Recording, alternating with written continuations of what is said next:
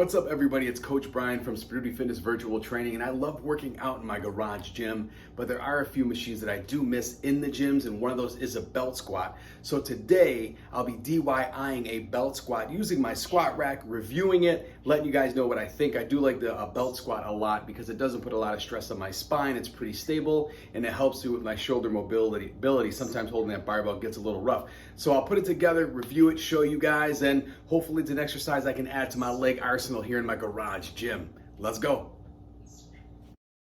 Here's a quick setup of how I set up my belt squat inside of my squat cage. The first thing I did was add pins.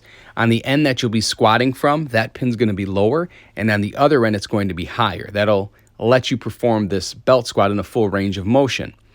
Now, I did set this up a little differently than other people. I actually squatted inside of my cage, and there's a reason for that.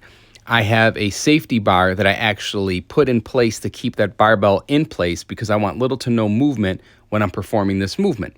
On the other end, I added another safety bar that I could hang onto if need be to help with stability when I'm performing this movement. Now, the next move is going to be grabbing my dip belt with a chain so I can attach to the barbell so I can perform this movement, and I'll have something there to hold that barbell.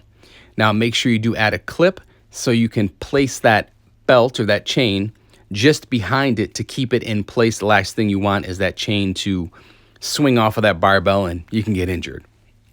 Now, I would recommend putting a 45-pound plate to counterbalance the weight that you are using on the other end of the bar because that barbell will fly up in the air.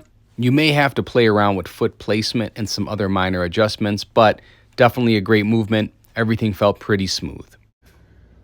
Whew. Just finished up with about 5 rounds of the belt squat off the squat cage. All in all, very good success. It's definitely an exercise I'm going to work into my, like I said, my leg arsenal from the garage gym. Once you get used to the setup and stability, everything went smoothly. I give it 2 thumbs up. Try it at home. Let me know what you think, and drop a like on the video and leave me a comment in the comment section on how you liked it and how you set it up in your garage gym. Keep crushing it.